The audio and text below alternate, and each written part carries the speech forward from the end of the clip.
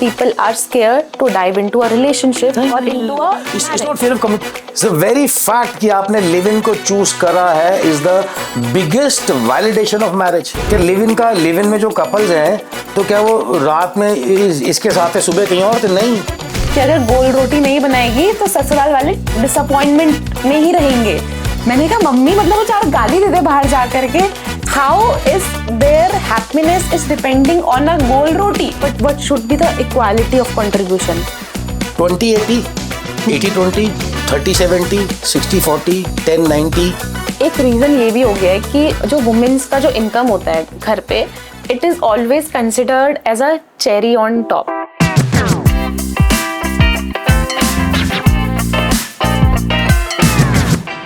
आज का जो हमारा एपिसोड होने वाला है वो बहुत ही स्पेशल होगा क्योंकि वो एक रिलेशनशिप स्पेशल एपिसोड होने वाला है। और आज हमारे साथ जो एक ऐसे व्यक्ति हमारे साथ जुड़े हैं जिन्होंने हमारे उत्तराखंड की कल्चरल और ट्रेडिशनल वैल्यूज इसको प्रिजर्व करने का पूरा प्रयास किया है through a very unique matrimony site. ये एक ऐसी मैट्रिमनी साइट है जहाँ जो कि सिर्फ स्पेशली बिल्ड है गढ़वाली और कुमाऊनी वेडिंग्स के लिए। और ये एक ऐसी साइट है जो कि हमारे रीजनल रूट्स में लोगों को जोड़ करके एक दूसरे के साथ उनको कनेक्ट करती है, ensuring trust, compatibility and understanding as well. So guys, let's please welcome the founder of mangal.com, Mr. Vijay Bhatt with us today. Thank you. तो बेसिकली आज का जो हमारा पूरा कॉन्वर्सेशन होगा वो एक रिलेशनशिप के ऊपर होगा और I hope so after this conversation you'll get the better understanding of what relationship is and how to process a relationship, how to have a happy marriage. We will be talking about relationship issues. Okay. About loneliness. Okay. About why people are feeling disconnected. Okay. Because people are facing a lot of mental issue, a lot of mental stress just because they feel they are disconnected or lack of communication is there. So what we will be discussing about क्या problems अभी चल रही हैं और लोग शादियों से इतना दूर क्यों भाग रहे हैं एंड बेसिकली डाइवोर्स रेट भी इतना ज़्यादा क्यों है. तो जो मेरा पहला प्रश्न यहाँ से शुरू होगा, तो मेरा पहला जो प्रश्न है वो हम लोग यहाँ से शुरू करेंगे कि इमोशनल डिपेंडेंसी मतलब ये होता क्या है इन अ रिलेशनशिप.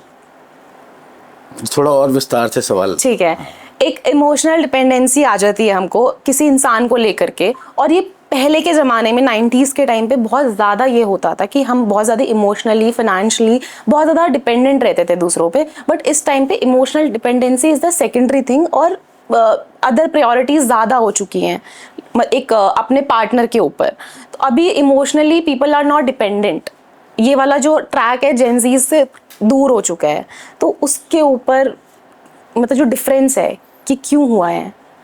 मतलब आप ये कह रही हैं कि जो जेनजी है या जो भी करेंट जनरेशन है वो लेस इमोशनली डिपेंडेंट है अपने पार्टनर्स के प्रति. एग्जैक्टली.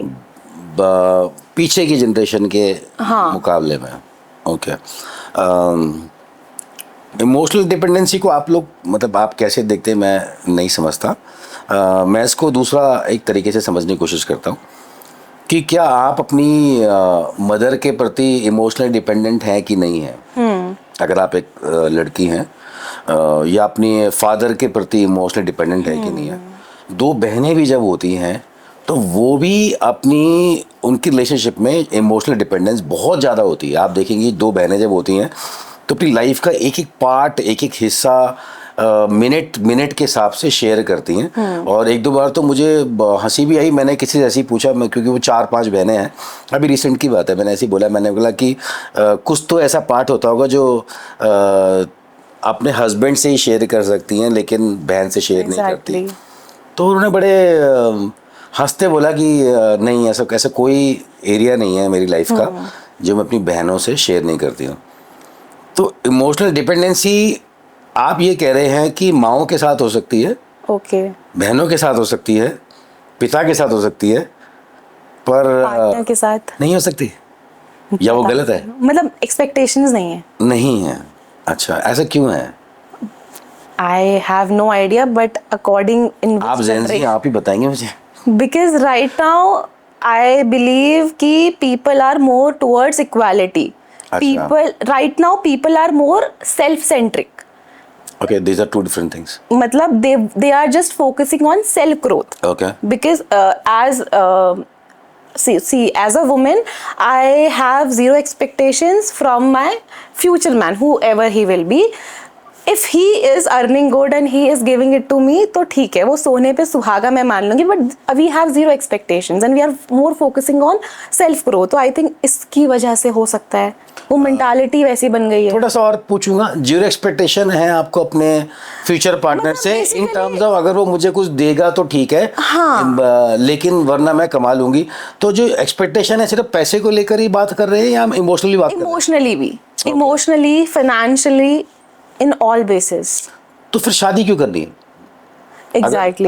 अगर मैं अपने पार्टनर के प्रति अट्रैक्टेड ही नहीं हूँ और मैं अपनी डे टू डे लाइफ उससे शेयर करने को तैयार ही नहीं हूँ, तो मेरे हिसाब से I don't think you are even ready for marriage also. Okay then, but basically आज की डेट में ये ऐसा हो गया है क्योंकि relationships are very permissible this time. तो इतना ज़्यादा हो गया है रिलेशनशिप, इतने इजीली लोगों को मिल जाते थे, जल्दी ब्रेकअप्स हो जाते हैं, सिचुएशनशिप हो जाती है, हुकअप्स हो जाते हैं, कैजुअल चलता है, घोस्टिंग होती है. इसकी ये this is the main reason कि that people are not focusing on relationships और इमोशनल डिपेंडेंसी. देखिए, आपको कोई भी चीज़ देखेंगे आपको समाज के चश्मे से देखनी है कि ऐसा क्यों हो रहा है. कोई भी चीज़ अकारण नहीं होती है. ऐसा नहीं ये लोग पागल हैं जो ऐसे वर्ड लेकर आ रहे हैं, या ये लोग शादी इमिजिएटली नहीं कर रहे हैं, समय ले रहे हैं, या इन्होंने लिव इन को ज़्यादा तरजीह देने लग गए हैं. तो ऐसा नहीं ये लोग पागल हैं, ये बहुत हमारी तरह ही हैं. हम जैसे अपनी एज में थे, हमने कुछ अपने हिसाब से चीज़ इन्वेंट करी, इन्होंने कुछ अपने नियम बनाए हुए हैं. हमें समझना ये है कि नियम बने कहाँ से हैं बेसिकली. ओके, इसके सोल्यूशन क्या हो सकता है? सोल्यूशन नहीं, सोल्यूशन तो बहुत बाद में वर्ड आएगा. पहले हमें ये देखना है ये चीजें होती क्यों हैं. जो कोर में, जो सेंटर में जो चीज है वो मैरिज है, जो जिसे हम कह रहे हैं कि मैरिज एज एन इंस्टीट्यूशन प्रभावित हो रहा है. तो हम शुरू से अगर चलेंगे तो मैरिज बना क्यों था? पहले हम लोग अलग अलग रहते थे, अपनी लकड़ी तोड़ी, आग जलाई, शिकार करा, खाना खा लिया, फिर 4-5 लोग इकट्ठे हुए, उन्होंने बाढ़ लगा दी, बोला हम चारों इसमें रहेंगे. फिर वो 100 लोग हो गए, ने कहा यार अब बाढ़ बन गई है, अब हम ही आपस में रहेंगे. अब उसमें एक फीमेल और एक मेल के बीच में संबंध कायम हुए होंगे. तो फिर कुछ दिक्कत आई होगी कि यार ये जो मैंने इतनी हिरणों की जो मैंने स्किन रखी हुई है, मैंने शेर मार रखे, इनकी जो स्किन रखी हुई है, ये मेरे लड़के को दूंगा मैं. अब वो जज नहीं कर पा रहा मेरा लड़का है कौन सा यार. तो देन वहाँ से कहीं ना कहीं स्लोली इस्टेब्लिश हो कि यार लेट अस बी, अब ये मैरिड हो गए. अब यही दोनों आपस में शादीशुदा हैं, and out of the marriage they will not be having any relationship. तो धीमे धीमे करके चीज़ें बनी होंगी, ऐसा नहीं एक दिन में मैरिज बन गई होगी. डिवोर्स भी आपका इंडिया में आई थिंक 1950 के आसपास आया था. उसके पहले डिवोर्स लेना कानूनन भी नहीं था. अभी भी काफ़ी ऐसी कंट्रीज हैं, नॉट द वेस्टर्न कंट्रीज, जहाँ पर डिवोर्स लेना कानूनन नहीं है. आप डिवोर्स ले नहीं सकते, पीरियड, खत्म. और इस टाइम पे डाइवोर्स रेट्स आर मतलब बहुत पीक में. तो हाँ. वही वाली बात आई हो गई कि जब हमारी शादी करने की बारी आई तो डाइवोर्स रेट पीक में चले गए. नहीं, आपकी अब हमें भी लगता है आपके पास बहुत सारी चीज़ें अब आ गई, हमें पहले मिल जाती तो हमें भी फ़ायदा होता. देखिए, मैं वहीं आपको ला रहा. अब बेसिकली क्या हुआ कि जो आपकी मम्मी है और आपकी मम्मी की मम्मी है, तो अब इसमें आप 150 साल मान लीजिए, बीच में 100-150 साल मान लीजिए. तो हमारे यहाँ उससे भी काफ़ी पहले सती प्रथा थी. सती प्रथा भी खत्म करी गई कि साहब ये जब औरत आदमी चला गया है तो औरत साथ में क्यों जलाई जा रही है, तो वो बंद करी गई. फिर ऐसी धीमे धीमे डिवोर्स के समझ में आया कि नहीं यार, डिवोर्स हो जाना चाहिए, ये दोनों तो आपस में सुखी नहीं है और अलग अलग रह रहे हैं. तो कोई केस आया होगा तो जज साहब ने बोला होगा ठीक है आज से डिवोर्स वैलिड है, ऐसे करके हो गया. अब क्वेश्चन ये आ रहा है कि आज की जनरेशन कुछ चीज़ें कर रही है और कुछ चीज़ें नहीं कर रही है. ये जो सिचुएशनशिप आ रखा है, लिव इन आ रखा है, क्यों आ रखा है? आपकी मम्मी और आपकी मम्मी की मम्मी, आपकी मम्मी ने अपनी मम्मी को बहुत सारी सिचुएशंस में असहाय देखा, भुगतते देखा. समझ रहे आप तो बहुत छोटी हैं और मेरे को नहीं लगता आपको कई चीज़ें पता होंगी, आपकी मम्मी को पता होंगी. हमारे टाइम में जब मैं पढ़ता था, I think when I was in 8th 9th something, stove, kerosene oil के स्टोव आते थे, तो उसमें बत्ती जला के और एक उसको देर तक प्रेशर करते थे. एनफ प्रेशर के बाद वो जल जाता था, वो माचिस दिखा के रोज अखबार में आता था आज स्टोव फटा और एक बहू मर गई. आज वहाँ स्टोव फटा, बहू मर गई. आज केरोसिन का तेल का ड्रम फट गया, बहू मर गई. मैंने अपने इतिहास में कभी नहीं सुना कि स्टोव फटा और सास मर गई, स्टोव फटा ननद मर गई, स्टोव फटा पति मर गया, ठीक है ना। तो वो एक पीरियड उन्होंने देखा। अच्छा, तब इतनी आज़ादी नहीं थी, आपका सोशल मीडिया था नहीं, तो उन्होंने सहा, पीरियड निपटाया। ठीक है।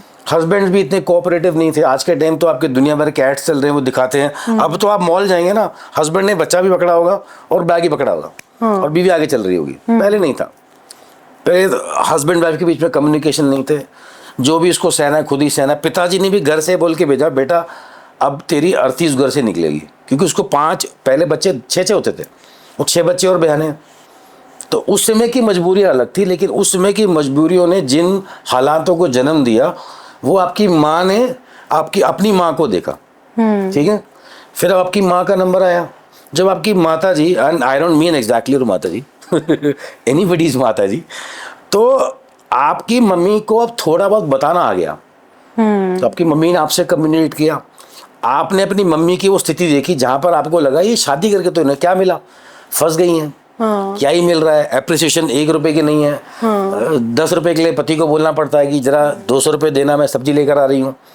किसी को कोई गिफ्ट देना है तो पति से मांगेगी। तो धीमे धीमे क्या हुआ कि जो हमारे वाले पिता हुए, जो मेरे जैसे पिता हुए, इन्होंने बोला, जो आपकी जनरेशन है, उन्होंने नहीं, हमें लड़कियों को पढ़ाना है अब। तो कहीं पर भी कोई चीज़ बेजा नहीं हुई, अनायत नहीं हुई, सडनली नहीं हुई, हर चीज धीमे धीमे होती रही, प्रोसेस में रही। अब मैंने बोला मेरी बेटी को मैंने पढ़ाना है, ठीक है, मैं तो अपनी बेटी को कमाने वाली लड़की बनाऊंगा। तो मैंने बीटेक MCA कराया, बेटी को पढ़ा दिया, लिखा दिया। बेटी ने साथ साथ ये भी देखा कि माँ तो मेरी पिसती रही थी, बाप भी थोड़ा सा संजीदा था कि नहीं नहीं बेटा अपने पैर पे खड़े रहो, डिपेंडेंट नहीं होना। तीसरा क्या, चौथा 5 जो भी चेंज आया वो ये आया कि अब किसी के 6 बच्चे नहीं है, एक लड़की है या एक लड़का है, या एक लड़का एक लड़की। तीसरा तो जिसका भी हो रहा है, या तो वो गलती से हो रहा है या उसके ट्विंस हो गए। अब जब बच्चे भी 2 ही हैं, लड़की भी एक ही है, तो कुछ भी होगा पिताजी बोलेंगे बेटा कम बैक, घर आ जाओ हम देख लेंगे। लड़की भी खुद मुख्तार है, पैर पे खड़ी हुई है, 4-5 लाख, 10 लाख, 12 लाख, 2.5 लाख, जो भी अपने हैसियत से this is the basic reason कमा रही है। तो चेंजेस आते चले गए धीमे धीमे धीमे। अब हमारे सामने जो स्टेज आई है वो ये आई है, लिव इन्स वाली या सिचुएशन वाली, कोई भी आ गई। लोग मैरिज एज एन इंस्टीट्यूशन से डर गए हैं।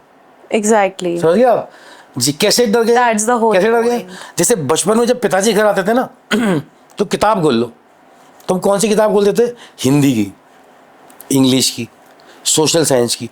कभी जिंदगी में किसी ने मैथ्स की किताब नहीं खोली होगी, भाई जी मैथ्स मत खोल देना, पिताजी ने सवाल पूछ लिया, आता एक नहीं है। तो मैथ्स कोई नहीं पढ़ता था हमारे घरों में। अगर कोई मैथ्स पढ़ रहा होता तो उसको हम अचरज देखते थे, अरे मैथ्स पढ़ रहा है, इसने BSc मैथ्स में कर रहा है। कोई बोला BSc मैथ्स से, अच्छा उसको देखना BSc मैथ्स से कर रहा है, या अच्छा तू MSc मैथ्स से कर रहा है, तो यार क्या ही ब्रिलियंट बच्चा होगा। तो मैरिज क्या हो गई? मैथ्स। आपने सब्जेक्ट को उठा के साइड में कर दिया, आप डर गए सब्जेक्ट से, आप उस बारे में बात ही नहीं कर रहे। आपकी सब्जेक्ट में दिक्कत क्या थी, कौन सा फॉर्मूला गलत लगाया है मैंने, कौन सी इक्वेशन गलत लगाई, वो तो पकड़ा नहीं। किताब उठा के बाहर फेंक दी, सीधा सोशल साइंस की लिव इन खोल ली, बोला यही बढ़िया भाई जी। मैरिज अपने आप में, मैरिज से खूबसूरत चीज कोई नहीं है। डिपेंड करता है कि आपका पार्टनर कैसा हो। एग्जैक्टली, पार्टनर कैसा हो पे डिपेंड करता है पार्टनर चूज कैसे करता है। Gets married to have divorce. Exactly. And चलो ठीक है, हम थोड़ा सा टॉपिक को चेंज करते हैं, इनिशियली स्टेज में आते हैं। तो what is love according to you? क्योंकि आज की डेट में वो जो लव हॉर्मोन्स हैं, लोगों को बॉलीवुड मूवी देख लिया है, सोशल मीडिया ने दिमाग खराब कर रखा है, तो उस वजह से वो एक्सपेक्टेशंस हाई हाई हाई हो रही है, और वो रियलिटी में एक्सपेक्टेशंस वो फुलफिल हो नहीं रही है। तो लव इज एक्चुअली अ बॉलीवुड, या मतलब वो सोशल मीडिया से निकलने वाला हार्मोन? वो एक खुद वर्ड होता है ना पहाड़ी में, खुद लगी में। हाँ। क्या मतलब होता है? याद आ रही। अगर आपको घर जाते समय या कहीं से कहीं आ रहे हैं, आपको खुद नहीं लगी ना अपनी वाइफ की, अपने पार्टनर की, तो फिर प्यार नाम की चीज नहीं है। अगर आपको दिन भर खत्म करने के बाद में घर जाकर ये बताने की जल्दी ना हो ना कि आज ऐसा पॉडकास्ट हुआ, आज उसने ये सवाल पूछे, उन्होंने ये पहना था, उन्होंने उसके पिताजी ये करते हैं, अगर आपको दिन भर की सारी कहानी किसी को सुनाने का मन ना करे, तो उसे प्यार नहीं बोलते। प्यार जो है वो यश जौहर की पिक्चरें नहीं है, वो तो एक बहुत ही कोरियोग्राफ सी मूवी है। सारे चेहरे सुंदर हैं, हर कोई पतला है, हर किसी के एक्शंस बहुत बढ़िया हैं। रियल लाइफ में मैरिज तो बहुत डिफरेंट होती है। तो प्यार और मैरिज, आई मीन बहुत लोग बहुत कंफ्यूज हो रहे हैं कि मुझे अगर प्यार होगा तो ही मैरिज करूँगी, मैरिज होगा तो ही प्यार करूँगी, जिससे प्यार नहीं होगा उससे मैरिज नहीं करूँगी। मेरे सामने 1000 एग्जांपल हैं जहाँ पर वो 6 साल तक लिव इन में रहे और 6 महीने की शादी में डिवोर्स हो गया। डाइवोर्स हो गया। वो मैरिज आपको बहुत धीमे धीमे समझ में आएगी। मतलब it's a huge mathematical calculation. नहीं, it's a mental thing, it's a दिल से thing. You want to be together. आपको लगता है कि नहीं, आप कहीं शादी देखेंगे आपको लगेगा कि हाँ, मतलब आपको मन करेगा उनको देखने का। तो आजकल क्या हो गया है कि बहुत ज़्यादा रिलेशनशिप्स में बहुत ज़्यादा इश्यूज आते हैं, and just because of that people are literally not emotionally stable just because of their partners, and this is happening a lot. So उसके कॉन्सिक्वेंस क्या होते हैं कि people are having extra marital affairs और whatever so called. So basically ये चीज़ क्यों हो रही है? आप कर रहे हैं इसलिए हो रही है। इज दैट कि मतलब सोसाइटी को खुश रखना है तो इसलिए सामने हैप्पी फेसेस दिखाने पड़ेंगे? अगर आपने सोसाइटी के लिए शादी करी है तो आप यही सब करेंगे। मतलब आपने अगर अपने लिए शादी करी फिर आप क्यों करेंगे ऐसा? बट अभी हम वो दुनिया के चश्मे की नज़र से देखना है। चश्मे तो आप चूज करते हैं। मतलब देखिए बेसिकली क्या है, मैं कैसे समझाऊं इस चीज़ को। Can be plenty of reasons ना। मतलब कभी बच्चे हो जाते हैं तो parents don't want to get separated in front of them, so उन पे क्या फ़र्क पड़ेगा? तो there are like plenty of reasons कि दे आर शोइंग कि बाहर कि yes we are into a happy marriage, but actually they are not. So ये वाली जो चीज़ है ना, ये बहुत सुनने को मिलती है आजकल। आसपास भी किसी से सुन लो तो वहाँ भी सुनने को मिल रही है। हमारी जनरेशन में ये बहुत ज़्यादा हो रहा है। तो व्हाट इज़ द मतलब मेन रीज़न इस जनरेशन में कि ये इशू, रिलेशनशिप इशू इतने भयानक हो चुके हैं कि लोग साइकोलॉजिस्ट के पास मतलब काउंसलिंग करने जा रहे हैं इन चीज़ों को लेकर के? कैसे पकड़े इसको? देखिए मैं फिर से कह रहा हूँ, शादी कोई कॉन्ट्रैक्ट नहीं है, ठीक है? ये 7 जन्मों का फेरा नहीं है। ये क्या पता ये 7वां जन्म हो आपका, ये 6.5 हो चुके, आधा जन्म बताओ। तो शादी कोई कॉन्ट्रैक्ट नहीं है, शादी कोई जन्मों का बंधन नहीं है, कुछ नहीं है। शादी इज़ योर विलिंगनेस, आपकी अंदर की इच्छा किसी के साथ में जीवन बिताने की। अब अगर आपकी इच्छा ही नहीं है किसी के साथ जीवन बिताने की, आपके दोस्त होंगे,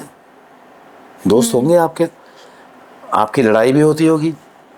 तो दोस्तों में जो लड़ाई होती है तो हम क्या करते हैं, हम 2-4 दिन रूठते हैं, लड़ते हैं, फिर हम दोबारा इकट्ठे हो जाते हैं। पर आज की जनरेशन को हम सिंपल वर्ड्स में कैसे सिखाएंगे कि क्या बेसिकली क्या मेन चैलेंजेस हैं जिसकी वजह से ये सब हो रहा है? क्योंकि ये सब हो रहा है, ये आपको भी पता है। देखिए अब आपके सामने अट्रैक्शंस इतने सारे पड़े हुए हैं। अब आप जैसे आप बच्चा है, घर से निकलता है, छोटा बच्चा है, बैग रखा हुआ है, स्कूल के लिए तैयार होकर घर भेजा हुआ है, स्कूल के लिए भेजा हुआ है और दूसरी में पढ़ता हुआ है। अब वो गली से जा रहा है, सामने मदारी डांस कर रहा है, बंदर नचा रहा है, तो बच्चा रुक गया। अभी बहुत सारे ऑप्शंस हैं लोगों के। फिर थोड़ा आगे गया, देखा जी 1-2-3 आदमी मिलके वो ग्लास बजा रहे हैं, इस गेंद से उस गेंद को पार कर रहे हैं, वो वहाँ फिर रुक गया। तो अट्रैक्शंस हैं, आपको देखना है कि ये अट्रैक्शंस कितनी देर के हैं, क्या हैं और कैसे आप इनसे निपटेंगे। मतलब आई थिंक कोर में तो यही है, अगर आप किसी को पसंद करते हैं, प्यार करते हैं, ये कमिटमेंट है कि आपने ये मुझे रखनी है शादी, ये मैं इसी के साथ रहना चाहता हूँ। मतलब जैसा मैंने एक बार पहले भी कभी कहा था, शादी तो अभिषेक बच्चन की भी टूटी है, विश्व की सबसे सुंदर महिला बताई जाती है वो, उससे भी शादी टूटी है। अभिषेक भी गरीब नहीं था, तो मतलब पैसे से तो नहीं टूटी शादी। एक होता है प्लेंटी ऑफ रीजंस होते हैं। तो शादी तो आप, और वहीं पर आप देखते हैं कि वो शाहरुख खान है या गौरी है या और भी 2-4 कपल्स हैं, उनकी शादी चल रही है। डाइवोर्स रेट हाई के भी रीजंस क्या हो सकते हैं? बहुत सारे रीजन होते हैं, सोशल इस इकोनॉमिक टाइम होते ज्यादा हैं, ही हाई रेट। हर जगह के हिसाब से अलग होता है। अगर आप दिल्ली एनसीआर में बोलेंगे तो वहाँ पर एक्स्ट्रा मैरिटल जो अफेयर्स हैं उनका जो सिंपल सा रीज़न है जो आपके सामने भी आएगा वो यही आएगा कि वहाँ पर क्या है, वो अपनी 90% लाइफ तो ऑफिस में बिता रहे हैं। अच्छा, घर पे हमें बोलते हैं कि कल्चरल डिफरेंसेस की वजह से भी आपके डाइवोर्सेस हो सकते हैं, बिकॉज अगर आप अपने गढ़वालियों में ये चीज़ बहुत ज़्यादा बोलने को होता है कि आप अपने उत्तराखंड के लड़के से शादी करोगे तो there will be a less chance of getting divorce और there will be a less chance of cultural differences आएंगे, तो बहुत ज़्यादा प्रॉब्लम्स आपको फेस करनी पड़ेंगी। तो आर दे राइट और आर दे रॉन्ग? राइट और रॉन्ग तो नहीं बोलूंगा, बट हाँ वही वाली बात है कि जैसे आप अगर आप ही का मैदान है, आप यहाँ रोज खेलती हैं, क्रिकेट खेलती हैं, फर्ज कीजिए क्रिकेट के माध्यम से समझाऊं, आप ही के कॉलोनी का मैदान है, आप रोज क्रिकेट खेलती हैं, आपको हर जगह पिच का पता है कि यहाँ टेढ़ी है, यहाँ पर खड्डा है, यहाँ पर मारूंगा छक्का जाएगा, यहाँ मारूंगा कैच हो जाऊंगा। तब कोई आपसे बाहर वाला खेलने आते तो आपके जीतने के चांसेस थोड़े बढ़ जाते हैं। ऐसा थोड़ी है कि वो वाला हार जाएगा, क्या पता वही हरा के चले जाए। एग्जैक्टली। जब हम सेम कल्चर में शादी करते हैं हमें कुछ चीज़ों के फायदे हो जाते हैं। हमारे यहाँ पर ये फलां प्रथा है, उनके यहाँ प्रथा है ही नहीं, उनको बात समझ नहीं आ रही, वो इसको डिफरेंटली देख रहे हैं। तो ईजीनेस ऑफ टर्फ कहते हैं ना, जो ग्राउंड वो में ईजी मिल जाता है। बाकी शादी तो प्यार पे टिकती है, ऐसा नहीं है कि पहाड़ियों के डिवोर्स नहीं हो रहे। हाँ, अभी तो वो भी हो रहा है। तो अभी बेसिकली अभी मुझे जितना समझ आया एज अ जेन ज़ी कि because of fear of commitment की वजह से people are scared to dive into a relationship और into a it's not fear of commitment, it's the very fact कि आपने लिव इन को चूज करा है is the biggest validation of marriage. Okay. आप किसी के साथ रहना चाहते हैं कि लिव इन में जो कपल्स हैं तो क्या वो रात में इसके साथ है, सुबह कहीं और थे? नहीं, वो लिव इन में है, मतलब वो दोनों कमिट उन्होंने सारे अपने फ्रेंड सर्कल को बता दिया है, वहाँ पार्टी हो रही है, हम कपल हैं। Live in is the biggest validation of marriage. दिक्कत है ये जो लड़के हैं या बच्चे हैं या जो भी हैं, जिन जनरेशन है, ये डिवोर्स से डर गई है। डिवोर्स की प्रक्रिया इतनी खतरनाक बना दी है जज साहब ने कि आप एक ऐसे कमिटमेंट तो करने से डर रहे हैं जिसको हटाने के लिए आपको केस करने पड़ेंगे। People want to be together, they want to love someone unilaterally। जिंदगी भर किसी को प्यार करना चाहते हैं, किसी का प्यार पाना चाहते हैं, साथ रहना चाहते हैं। डरा दिया डिवोर्स की प्रक्रिया ने, एलिमोनी की प्रक्रिया ने, नीले ड्रम ने। तो ऐसा नहीं है कि मतलब ये जनरेशन मैरिज के खिलाफ है, बिल्कुल नहीं, ये मैरिज के साथ ही है। बट वो फेयर है कहीं ना कहीं दिमाग पे, तो मतलब so it become very difficult for us to find a right person for us. क्योंकि पहले तो कोई भी मिल जाता था, मम्मी बता देती पापा तो पहली बार देखना आए थे और फिर शादी भी हो गई, हमने तो एक्सप्लोर ही नहीं किया, तुमने तो पता नहीं कितने सारे लड़के एक्सप्लोर कर दिए। And we use to tell them कि अरे भाई जब तक बेटर कनेक्शन नहीं मिलेगा तब तक वी कैन नॉट। तो what is that better connection? वो कैसे मिलेगा? वो तो मिलेगा ही नहीं ना। मैं तो अभी भी देखिए, मैं 53 का हो गया हूँ, मैं भी आइसक्रीम की ठेली पे जाता हूँ, मैं बता ही नहीं पाता कौन सी खानी, चौक बार खाऊं कि ये खाऊं कि वो खाऊं, खानी आइसक्रीम ही थी, एक ही खा सकता हूँ। Exactly, and that is the biggest confusion on our minds कि we don't want to settle for less. नहीं, आप सब कुछ परफेक्ट चाह रहे हैं, आप कह रहे हैं कि ये मेरी चॉइस परफेक्ट हो, मेरा लहंगा परफेक्ट हो, मेरा वेडिंग शॉट परफेक्ट हो, मेरी एंट्री परफेक्ट हो, ये सब कुछ परफेक्ट हो, लेकिन लाइफ परफेक्ट है ही नहीं। Exactly. आप कैसे तय कर सकते हैं single, give me one single choice जो आपने करी है जो परफेक्ट रही है। So that's what you are trying to say कि हमारी जो एक्सपेक्टेशन है वो परफेक्ट वाली, कि we need everything perfect. I'm saying it is one of those things. So basically हमें परफेक्ट चाहिए, but we don't look on ourselves कि आर वी परफेक्ट और नॉट। नहीं, फिर से दोबारा इसको चलते हैं। देखिए, अल्टीमेटली मैं जिम्मेदार हूँ, मैं जो समाज का कस्टोडियन हूँ। कस्टोडियन माने अगर मैं कस्टोडियन, मैं अपने घर का कस्टोडियन में हूँ, मैं पिता हूँ, तो अल्टीमेटली मैं जिम्मेदार हूँ। अगर मेरे घर में बच्चे जो आने वाले हैं और जो हैं, अगर वो एक तरह से बिहेव नहीं कर रहे हैं तो उसके लिए मैं जिम्मेदार हूँ। मैं कैसे जिम्मेदार हूँ? देखिए, अगर मैंने घर में ऐसे कड़े नियम बना दिए हैं जो पालन ही नहीं हो सकते, या अगर होंगे तो आपको दिखेंगे पालन होते हुए, लेकिन चुपके में तोड़े जाएंगे। स्कूल से मेरे टाइम में भगते थे, आपके टाइम भगते हैं, और मेरे पापा के टाइम भगते रहे होंगे। समझ रहे हैं आप? अब उसके नाम बदल गए हैं, हमारे टाइम में उसे टपना बोलते थे, आपके समय कुछ और बोलते होंगे। तो लोग तो नहीं बदले। हम जो समाज में नियम बनाते हैं, अगर हम उतने कठोर नियम बनाएंगे जिनका मनुष्य मतलब एक साधारण इंसान जिनका पालन नहीं कर सकता, क्योंकि खामियों से बना इंसान। जैसे मैं अपने घर के नियम बना दूं कि मेरे एक मित्र हैं, उनके घर का नियम है कि 9 बजे के बाद कुंडी नहीं खुलेगी। ओके। तो 9 बजे के बाद कुंडी नहीं खुलेगी, वो तो बहुत अच्छा नियम है। 9 बजे वो कुंडी चढ़ा के सो जाते हैं। पर उनका लड़का तो 9 बजे के बाद बाहर ही है, वो तो कहीं पार्टी कर रहा है। वो कह रहा है आप घर नहीं जा सकते, भाई चल तेरे घर चलते हैं। हाँ। आप सुने आप? तो समाज को अपने नियमों को कुछ कुछ समय बाद जाके देखना पड़ेगा कि जो नियम है इस समय, इस सदी, इस शताब्दी, आज के समय के हिसाब से वो नियम अनुकूल है कि नहीं है। अगर आप नियमों को ठीक रखेंगे तो समाज ठीक रहेगा। हमारे सारे नियम ही इतने कड़े हैं। अब हमारे टाइम में, मेरे फादर के टाइम में तो लड़की भी नहीं देखते थे। हाँ, बताते थे मंडप में आ जाओ, शादी हो गई। कईयों की शादी फोटो से हो रखी है। मेरे टाइम तक क्या हुआ था कि बोला ये लड़की है, बताओ क्या गलत है। आप सुन रहे हैं आप? तो आज का टाइम डिफरेंट। अब मैं एक्सपेक्ट करूं कि अपने बेटे से या किसी के बेटे से कि भैया ये एक लड़की दिखा दी, शादी करो। हमें आज के समाज के हिसाब से भी चाहिए। बेसिकली अभी फॉर एग्जांपल शादी हो गई 2 लोगों के, तो according to you what do you think कि दोनों के बीच में क्या कंट्रीब्यूशन होना चाहिए उस रिलेशनशिप को चलाने की? मतलब what should be the equality of contribution? 20-80, 80-20, 30-70, 60-40, 10-90। Okay, so you want say, you are trying to say, माने अगर किसी दिन हमें 100 का, हमें स्केल को सीधा रखना है।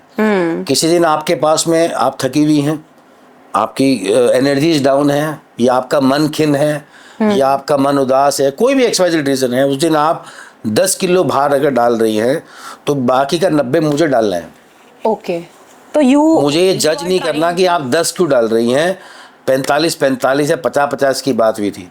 ओके, अगले दिन ऐसा हो सकता है कि आप फिर भी नहीं डाल रही, आपने फिर बोलना है कि इसने आज फिर नहीं डाला, तो आपने फिर 90 ही डालना है, क्योंकि आपको 100 का वो स्केल बराबर रखना है।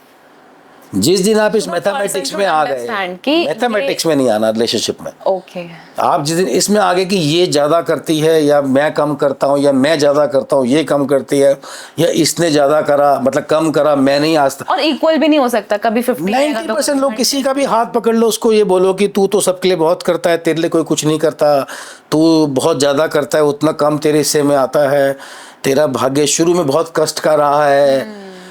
90% आदमी वहीं रोने लग जाएगा। आजकल हर किसी को लगता है। एक रीजन ये भी हो गया है कि जो वुमेन्स का जो इनकम होता है घर पे, it is always considered as a cherry on top, मतलब केक के। तो बेसिकली कुछ लोग तो उसे एक्सेप्ट कर लेते हैं, but some womens don't accept it कि भाई हम कुछ भी है वो हमारा है, आप you can not like make fun of it, और you can just not consider it as a cherry on top. तो इस वजह से भी डिफरेंसेस आते हैं, ऐसा आपको लगता है? आते हैं, आ सकते हैं, हो सकते हैं। मैं तो इस बारे में नहीं बोल सकता कि बहुत हाइपोथेटिकल सा है। रिलेशनशिप में शुरू से एक ही बात कहता हूँ, रिलेशनशिप में मैथमेटिक्स आप रन नहीं कर सकते। मैं एक बार एक ज़मीन कुछ खरीदने गया था, तो वहाँ पर जो डीलर था उसने मुझे बोला कि, मैंने बोला मेरी वाइफ के नाम से ले लो। तो ले लूँगा, तो उसने बोला अरे आपने तो पहले वाली भी, आप कुछ तो अपने नाम से लो। तो मुझे उसकी बड़ी अजीब सी लगी। तो मेरा लॉजिक तो ये था कि मेरा भाई टैक्स बचेगा, वुमन के नाम से लेने का टैक्स बचेगा। उसके दिमाग में था कि यार सब कुछ बीवी के नाम से ले रहा है, कुछ अपने नाम से भी रख ले। तो मैंने बोला भाई अगर यही नहीं रहेगी तो मैं इसका करूँ, मैं तो बटोरी उसके ले रहा हूँ। तो मैथमेटिक्स है, आपकी अपनी है, उनकी अपनी है, मेरी अपनी है। अभी थोड़ा सा ना, मतलब अभी मैट्रिमनी साइट के आप फाउंडर हो, मुझे मैं बड़ी क्यूरियस हूँ इसको भी जानने के लिए कि मैट्रिमनी साइट जो mangal.com है, मतलब ये दिमाग पे आइडिया कैसे आया? नहीं, इतना ग्लैमरस क्वेश्चन नहीं है ये। मैं सिंपल सा आदमी हूँ। मुझे एक वैक्यूम सा दिखा कि ये एक चीज़ है जो होनी है। और कोई कर नहीं रहा है और इसको बेहतर ढंग से नहीं कर रहा है, कर रहे हैं तो इसको साइड हसल के तौर पे कर रहे हैं। और मुझे लगा एक बहुत बड़ा गैप है जिसे किसी को करना चाहिए।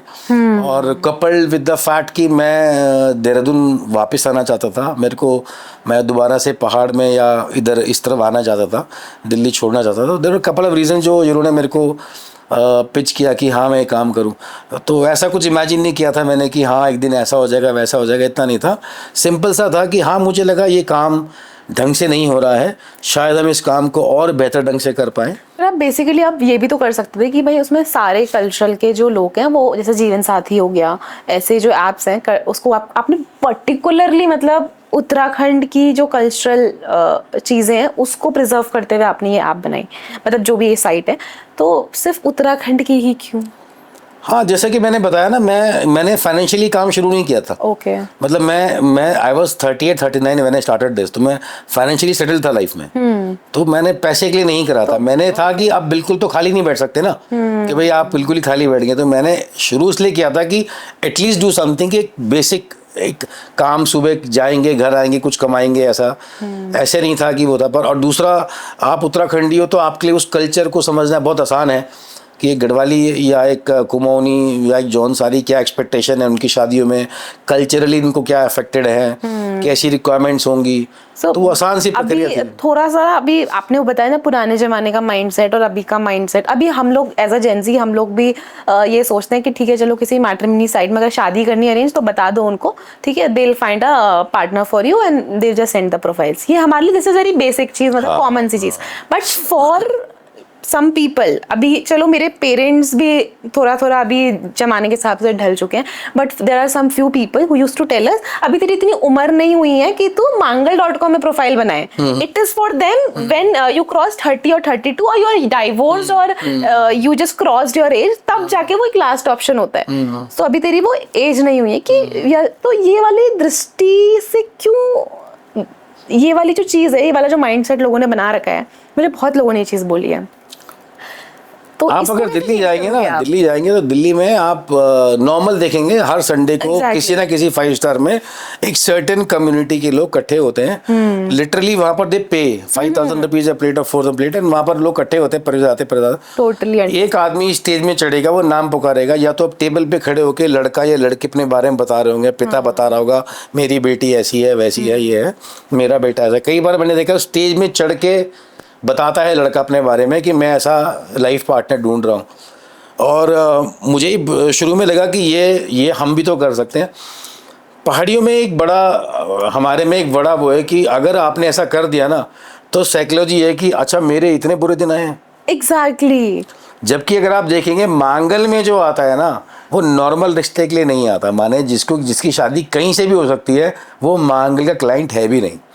मांगल का क्लाइंट वो आदमी है जो बेहतर रिश्ता ढूंढ रहा है। बेहतर। इंडिया की टॉप ब्यूरोक्रेसी आप बता दीजिए, इंडिया के टॉप पॉलिटिशियन बता दीजिए, टॉप बिजनेसमैन बता दीजिए, वो सारे मांगल में हैं और उन्हें कोई कमी नहीं है। उनके बच्चे बहुत अच्छा कर रहे हैं, बेहद सुंदर हैं। कईयों के बच्चे विदेशों में हैं, साइंटिस्ट हैं, पीएचडी कर रहे हैं, रिसर्च साइंटिस्ट हैं। एक लड़का है वो गूगल डीप माइंड में, कल पढ़ा था, गूगल डीप माइंड एक प्रोजेक्ट में है लड़का, वो मांगल में है। बिकॉज मांगल इज सिनोनिमस, माने मांगल इस बात के लिए जानी जाती है अगर आपको बेहतर रिश्ता ढूंढना है, अगर तो कोई भी चल जाएगा आपको, चल जाएगा, तो मांगल आपके लिए नहीं है। एग्जैक्टली। अगर आपको चाहिए कि हाँ नहीं, देखिए मैं आपको एक लड़का दिखाऊं तो इससे शादी कर लेंगी, 2 दिखाऊंगा तो आपको चॉइस मिल गई, 2 में से 1 से करूंगी, 1 से करूंगी, 3 दिखाऊंगा आपको और बेहतर चॉइस मिल गई, इन 3 में से एक जो मेरे को अच्छा लगेगा, मैं आपको इतनी चॉइस दे रहा हूँ, ज्यादा ऑप्शंस होंगे, तो आपको एक बेहतर रिश्ता चुनने की आजादी भी तो है कि आपको कैसा चाहिए। तो दैट इज मांगल, कि आप एक बेटर लाइफ पार्टनर जो आपको लगता है वो ढूंढ सकते हैं। Exactly, and I literally can't change the mindset of those people जो लोग ऐसे बोलते हैं। नहीं, समय लगेगा। देखिए वही मैंने आपसे कहा ना, प्रक्रिया है, समाज प्रक्रिया। एक समय वो भी था कि जब इसी समाज के लिए मैं हाथ से चिट्ठी लिख के घरों में डाक से रिश्ते भेजता था। आज वही समाज है जो मोबाइल फोन पे लगा हुआ है, ऑफिस भी नहीं आता कोई, दिन भर में कोई आदमी ऑफिस आ गया तो ठीक है, वरना सारे ऑनलाइन है।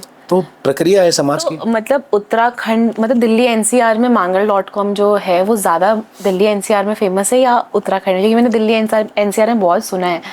हम 12 देशों में खुलते हैं लगभग। ओके। हाँ, मतलब आप चाहे ऑस्ट्रेलिया, न्यूजीलैंड, यूएसए, चाइना, सबसे ज्यादा प्रभाव कहाँ पे पड़ रहा है, मतलब कौन से रीजन में? ऐसे तो कहना मुश्किल है, मतलब डेमोग्राफिकली समझा सकता हूँ Demographically। कि किस तबके को ज्यादा समझ में आया। ओके। जो एक पढ़ा लिखा तबका है जो थोड़ा सा आगे बढ़ गया है, और जहाँ पर जिन घरों में लड़कियों के प्रति ओपननेस है, रिस्पेक्ट है, चॉइस है कि हाँ मेरे बच्चे को एक आज़ादी मिले ऐसा रिश्ता चुनने की, वो वाला मेरा क्लाइंटेल है। या जहाँ पर ऐसा है कि हाँ भाई ओपननेस है, Okay। मतलब घर में बैठ के सब बात कर सकते हैं, वो मांगला क्लाइंटेल है, इरिस्पेक्टिव ऑफ कि वो टिहरी में है कि वो टेनेसी में है, यूएसए में। अगर किसी दूसरे कल्चर का क्लाइंट आपके पास आता है, ही जस्ट टेल्स यू कि मुझे तो पहाड़न ही चाहिए या मुझे तो गढ़वालियों से ही शादी करनी है, मेल और फीमेल एनीबडी whoever enters, तो you help him on that basis? और क्योंकि उससे तो फिर कल्चरल जो वैल्यूज जो आप लेकर के चल रहे हो वो तो फिर कहीं ना कहीं गड़बड़ हो जाएगा, तो do you entertain people like this? नहीं, हाँ बहुत आते हैं। ओके। क्योंकि कई लोग ऐसा है ना जो यहाँ पर 4 पुश्तों से 5 पुश्तों से देहरादून में ओरिजिनली रह रहे हैं। एग्जैक्टली। कईयों की ऐसा नहीं है, कईयों की बहुएं भी कुमाऊनी हैं या गढ़वाली, ऐसा नहीं है कि नहीं आते हैं। हम मना कर देते हैं क्योंकि हम ये कहते हैं, हमारा भी रीज़न है, क्योंकि हमारे पास जो आता है वो सिर्फ इसीलिए आता है कि हमारे पास उसको प्रॉपर गढ़वाली, कुमाऊनी या जौन सारी फैमिली मिलेगी। अभी रिसेंटली कौन सी प्रीमियम शादी आपके साइट के थ्रू हुई है? मैं बता ही नहीं सकता, I am really sorry. So why are you cutting it out? हाँ, क्लाइंट सीक्रेसी होती है ना, हम लोग क्लाइंट प्राइवेट। अब मैं अगर नाम लूंगा तो अभी आप इंडिया की टॉप ब्यूरोक्रेसी मेरे पास है, हमारे पास में क्लाइंट प्राइवेसी भी चीज़ है ना। चलो, अगर मेरा क्लाइंट कहीं पर खड़ा होकर बोल रहा है तो वो मेरे लिए चलेगा। मैं अपनी तरफ से नहीं बोल सकता क्योंकि मेरे क्लाइंट ने ऐसी कोई इच्छा व्यक्त नहीं करी। जब ये चीज अखबार में आ चुकी है, न्यूज़पेपर में, तो it is a proud thing for you. हाँ, हमारे लिए बहुत गर्व की बात है, और ऐसा नहीं है। Proud thing for the matrimony side as well, because people are trusting you more then. नहीं, मैं अभी भी मतलब उन्हीं की फैमिली के साथ ही था, मतलब मैं ऐसा नहीं है, मतलब अभी वहीं ऐसा नहीं है। बट देखिए, क्लाइंट ना, जब तक क्लाइंट प्राइवेसी बहुत बड़ा फैक्टर होता है मैट्रिमोनी में है। मेरे पास कई बार ऐसा भी हुआ है कि एक ही घर से पहले ननद आई है, फिर नेक्स्ट डे जेठानी आई है। ओके। और मैंने वो दोनों का केस अलग रखा है, दोनों को नहीं पता कि मैं हैंडल कर रहा हूँ। तो क्लाइंट हमारे लिए पहले है, हमारे को उसकी सीक्रेसी रखनी है। कल को वो कहीं मंच पे खड़ा होकर बोलता है, हम उसे पकड़ सकते हैं, लेकिन हम उसे प्रकाशित कर देंगे या हम एडवर्टाइज कर लेंगे। Okay. But till the time हमारा क्लाइंट हमें इज्जत दे रहा है, बुला रहा है, हमें काम दे रहा है। साल भर में कितनी शादियां हो जाती हैं? मेरे ख्याल से 2 से 2,500। 2 से 2,500 इज अ ह्यूज नंबर। मतलब हमारी कम्युनिटी बहुत छोटी है ना। तो let me tell you what is my biggest fear before getting married. So basically I only have 2 fears as of now, the basic fears I'm talking about. The first is, what if a person fails of being accountable towards me? या दूसरा fair ये कि अगर वो मेरी जो sensitivity है उसको वो भूल जाए, and he is not sensitive towards me. तो these are the 2 things, accountability and sensitivity are my biggest fear. बाकी तो सब मैनेज हो जाएगा। अकाउंटेबिलिटी से आपका मतलब कि आप एक तरह से, जैसा आपने बोला था कि आप अपने फादर से कंपेयर कर रही हैं कि कम वक्त में कुछ भी हो जाए, मैं कुछ भी रायता फैला दूं, एग्जैक्टली, कुछ भी गलत हो जाए, मेरे फादर मेरे साथ खड़े रहेंगे। एग्जैक्टली। तो ये जो शख्स जिसे अपनी ज़िंदगी में ला रही हूँ, क्या ये मेरे फादर जैसा होगा या नहीं होगा? वो एक्सपेक्टेशंस तो हम कर ही नहीं सकते, because he is not my father, right? हाँ, but then you are answering the question by yourself. I know, but what can be the middle way? There is no middle way actually, वो दोनों चीज़ें अपनी जगह सही हैं। तो मतलब so should I like stop expecting? हाँ, I think that's a good thing. देखिए, मैं इसको ऐसे देखता है, ठीक है, फादर को या मदर को या ब्रदर को हमें अलग रखना होगा 1 मिनट के लिए, ठीक है। वो एक अलग लाइफ, एक अलग रिलेशनशिप है। फादर ने हमें पैदा किया है, ठीक है, मदर ने हमें पैदा किया है। माँ तो कहते ही हैं आपके लिए मतलब पूरी दुनिया से लड़ जाएगी, एक बार को शायद पिता भी पीछे हट जाए, माँ तो वो कहते हैं ना, बंदरिया भी अपने मरे बच्चे को लेकर भी गोद में लेकर भी 20 दिन तक गुजर ऐसी चलती रहती है। तो माँ को तो आप छोड़ दीजिए, माँ तो अलग फैक्टर है। पिता को भी छोड़ दीजिए, पिता ने आपको पैदा किया है, सारे मतलब आप उनकी लाडली है, छोड़ दीजिए। आप ऐसे एक्सपेक्ट कर रही हैं कि ये आदमी कैसा निकलेगा, एग्जैक्टली। वो भी तो ये एक्सपेक्ट कर रहा है कि ये कैसी निकलेगी। बट हम ये कह रहे हैं कि वो भी अपनी माँ को छोड़े, कि उसे माँ कितना प्यार करती थी, जब वो अपनी गोदी में लेके उसके बालों में तेल लगाती थी, वो थक जाता था तो सारी बातें सुनती थी। आपको यहाँ से थोड़ा थोड़ा इन चीज़ों को लेके चलते हैं। माँ बहुत ही अलग कंसेप्ट है, मेरी माँ है, ठीक है ना, मैं अपनी माँ को 4 बातें भी सुना दूंगा, फिर भी जो है शाम को हम दोनों ठीक हो जाएंगे, क्योंकि माँ कुछ रखती नहीं अपने पास में। आपकी मदर भी, आप उन्हें ऐसे इंस्टेंस आए होंगे, आपने बहुत बेफजूल बात बोल दी होगी, लड़ भी ली होंगी, लेकिन उसके बाद माँ ने चाय पिएगी क्या, खत्म किस्सा। तो माँ को अलग रख देते हैं, पिता को अलग अलग। उसके भी तो माँ पिताजी हैं, वो भी तो यही डर रहा होगा ना कि मेरे मम्मी जैसा ये घर रखेगी नहीं रखेगी, मेरी माँ जैसा मुझे प्यार करेगी नहीं करेगी, मेरे घर में सबको सब चीज़ें देख लेगी नहीं देख लेगी। तो बेसिकली अगर आप ऐसा कह रहे हैं तो शायद मैं ये समझूं कि 2 डरे हुए इंसान एक साथ आ रहे हैं। वो भी डरा हुआ है, आप भी डरी हुई हैं। तो शादी की जो जिम्मेदारी है, जो शादी का जो पहला स्टेप है, मेरे ख्याल से उसमें हमें पहले इन डर को हटाना होगा। तो इन डर को हटाने के लिए पहले हमें इन रिश्तों को हटाना होगा। मैं, मेरे माँ बाप, मेरी बहन, मेरी कज़न, मेरी सबसे फेवरेट कज़न, मेरी सबसे प्यारी बुआ जी साइड में,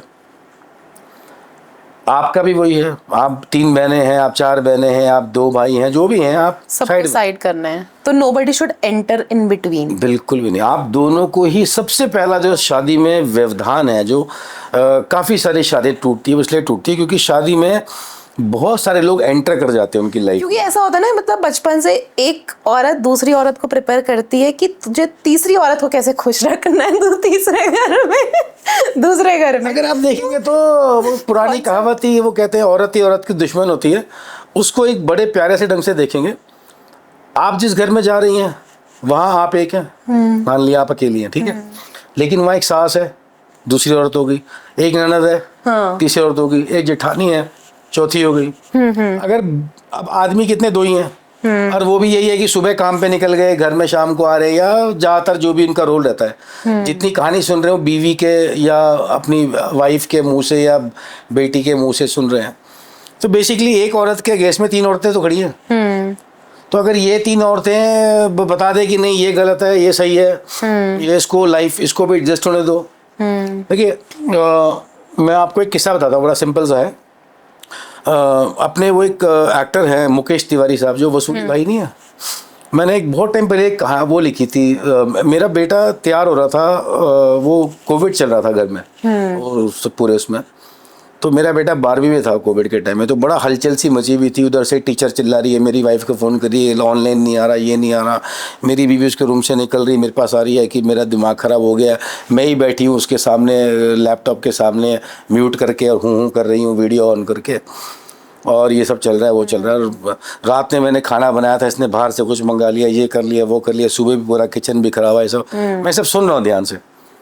जब वो सब उसका बोलना बोलना बंद हो गया, तो मैंने उसको मेरे दिमाग कविता सी आई, वो मैंने लिखी। फिर मैंने वो मुकेश तिवारी साहब पे फिल्म आई, वो हमारा बड़ा प्यारा ऐड है, कभी आप देखें उसको। उसकी थीम है वो तुम्हारे घर आएगी। मतलब मैंने ऐसे इमेजिन किया कि इस समय ना ऐसे ही किसी घर में एक पिता है, एक माँ है, और ऐसी एक लड़की है जो इस समय ऑनलाइन क्लास में नहीं जा रही है। यही सेम वहाँ भी चल रहा है, और ये कल को हमारे घर आएगी। तो देन वी सैट डाउन। वो कविता कुछ ऐसी थी, मैं कभी आपको सुनाऊँ, आप वीडियो देख लीजिएगा, कि कभी वो कथक करना चाहती थी, कभी वो डांसर बनना चाहती थी, कभी वो डॉक्टर बनना चाहती थी, कभी वो पराठे टेढ़े मेढ़े बेलती थी। ऐसे करके कहानी सी है कि मतलब वो तुम्हारे घर आएगी, फिर वो कुछ 4 बातें उसके बारे में, फिर तुम्हारे घर आएगी। कहने का मतलब ये है कि मैं जब मेरा बेटा है उसमें बहुत सारी अच्छाइयाँ खामियाँ जो भी हैं, दोनों के साथ में मैंने उसे एक्सेप्ट करा हुआ है। ऐसी कल को एक लड़की मेरे घर आएगी, उसको भी उसके अंदर ही बहुत सारी खामियां तो खैर अलग वर्ड हो गए, माने उसमें बहुत डिफरेंसेस हैं जो हमसे मैच नहीं करते हैं। उठने का टाइम हो सकता है अलग हो सकता है, खाने की फरमाइशें अलग हो सकती हैं, कपड़े पहनने के तरीके अलग हो सकते हैं, इमोशन एक्सप्रेस करने के तरीके अलग हो सकते हैं। तो अगर हम जो भी हमारे घर आ रहा है उसे हम जज ना करें, मान के चले कि एक और आदमी घर में आ गया है और हम अपनी लाइफ को एडजस्ट करें, तो बहुत सारी चीज़ें ख़त्म हो जाती है। शादी में सबसे पहला जो वर्ड आता है, that is never love, okay that is never accountability, okay. So what is the first thing? Respect. Respect. अगर आपकी जिससे शादी हो रही है या जिससे आप शादी कर रही हैं, अगर आप उसकी रिस्पेक्ट ही नहीं करेंगी कभी, तो आपके बीच में लव अगर था भी तो ख़त्म हो जाएगा। खत्म हो जाएगा। अगर वो आपकी कभी रिस्पेक्ट नहीं करेगा, तो अगर आपके बीच में कभी लव था भी, चाहे आपकी लव मैरिज भी हुई हो, वो ख़त्म हो जाएगा। एंड रिस्पेक्ट इज़ नॉट बोलना कि अंकिता जी, समझना, that is not respect. Respect is respecting you as a human, as a person. आपके लिए फाइट करना, आपके लिए खड़ा होना। बहुत साधारण चीज़ों भी होता है, जैसे मैं दाल मंगाता हूँ ना, तो मैं बोलता हूँ जरा दाल देना प्लीज़। खाना ख़त्म करते हैं आप बोलते थैंक यू। आप पानी मंगाते हैं, आप बहुत कॉमन सी चीज़ें बेसिक चीज़ें हम मान के चलते हैं कि दाल देना, चावल दे दो, ये दे दो। मैं ये नहीं कह रहा कि आदमी ऐसे होते हैं, मैं बता रहा हूँ कि मतलब आप उसमें जी लगाइए, आप उसमें प्लीज़ बोलिए, आप थैंक यू बोलिए। This is the very important thing कि जो लड़कियां होती हैं वो इन छोटी छोटी चीजों में भी खुश हो जाती हैं। If a man is doing all these लड़के भी खुश हो जाते हैं। Giving all these small gestures. लड़के भी खुश हो जाते हैं, लड़कियों के लिए भलाई होता है। देखिए, आदमी 1 लाख कमा कर ला रहा है या 10 लाख कमा कर ला रहा है या 50,000 कमा कर ला रहा है, ये शादी के बाद भी उतने ही कमा रहा है जितने शादी के पहले ही कमा रहा था। Okay. आपने शादी वो सब देखकर कर ली है। अब आज आप बोल रहे हैं कि वो तो बहुत अच्छा कमाते हैं, उनको देखते उनका बिहेवियर कितना अच्छा है। वो जो आपने देखा था बरसवाल जी आए थे, वो कितने मीठा बोलते हैं, अब वो आप बहुत तेज बोलते हैं। इसी दैट इज़ ऑल्सो रिस्पेक्ट। आपको अपने हस्बैंड की आप अपने रिस्पेक्ट तो आप ही बनाएंगे ना। men also like when main feels reassured. Okay. आदमी के लिए घर जो है ना, बाहर जंग है और घर सैंक्चुरी है। वो इस घर में आता है बिकॉज उसने ये घर बनाया। आपने डिस्कवरी चैनल देखा होगा, उसमें कई बार दिखाते हैं एक चिड़ा होता है, वो छोटा सा घोंसला बनाता है, फिर घोंसले के आगे वो डांस सा करता है, बड़े बड़े पंख करेगा, ऐसे ऐसे करेगा, और तब कुछ चिड़िया आकर्षित होएगी, तब वो अपने घोंसले में फिर वो एक बनाएंगे। तो आदमी वैसा ही एक घोंसला बनाता है कि उस घोंसले में वो घर बनाएगा। अब आप सोचिए, आप दुनिया भर की जंग लड़के इस डोर से अपने घर में आ रहे हैं और आपकी बीवी कुड़ाई सी बैठी है। वो उसके पास में 40 शिकायतें हैं, वो आपको कंपेयर कर रही है सारी दुनिया से। एंड ऑफ द कंक्लूजन ये है इस चीज का कि नेवर लेट, मतलब आउटसाइड का जो सर्कल है, चाहे वो तुम्हारे कितने भी लव्ड वंस हो, नेवर लेट देम इनसाइड, मतलब अपने रिलेशनशिप के बीच में उनको मत घुसाना ना, कभी भी नहीं। चाहे आपके कपल के बीच में चाहे लड़ाई हो रही हो, चाहे प्यार हो रहा हो ना, उसको ज्यादा दिखाओ और ना ज्यादा अपनी लड़ाइयां बाहर बताओ। तो मतलब अपने रिलेशनशिप के बीच में मत लेकर के आओ। बताना ही नहीं है, ज्यादा और कम तो है ही नहीं, बताना ही नहीं है। बताना ही नहीं। आपकी लाइफ है, ये आप कपल है, या आपने एक जिंदगी आप दोनों ने मिलकर एक महल बनाया है। आप सोचिए, आप दोनों मिलकर एक महल बना रहे हैं, झोपड़ा बना रहे हैं, और बीच में आप उठ के जाती हैं, बगल वाले को बोलती हैं इसको तो बनाने नहीं आता, मैं यहाँ से मट्टी ला रही, वहां से वो गिरा दे रहा। या वही वो चीज करे कि आप तो लगी है बनाने, वो जाकर बोले यार बताओ यार इसने कैसा क्या काम खराब कर दिया। बहन जी, आप तो बहुत अच्छा घर बना रही हैं। तो इसमें मतलब बाहर की दुनिया में जो चल रहा है उस वहां से अपने रिलेशनशिप को कंपेयर और एक्सपेक्ट कर, और बेसिकली कंपेयर और एक्सपेक्ट करना भी नहीं चाहिए हमको, क्योंकि because different people have different lives. हाँ, वो उन्होंने किसी और को चुना है, आपने किसी और को चुना है। उन्होंने जिसको चुना है आप उसको जाके बता रही है तूने बेहतर चुना है। ह्यूमन माइंडसेट की ओ माय गॉड, मतलब this lady married like wonderful man, he is taking her around places, he is taking her, he is caring about her, he is putting post with her, and मेरा जो है couple, he is not doing all those basic things for me, not. तो वहीं से grudges शुरू हो गए।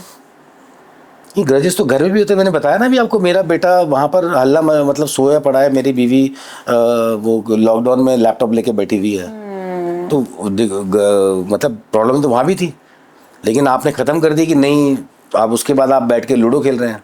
तो how to find a right partner for myself और फॉर एनीबडी, मतलब how what can be the first question we should ask a man, अगर कोई है लड़का and he sitting in front of me, तो what can be the basic list of questions की ये सब मुझे पूछने चाहिए,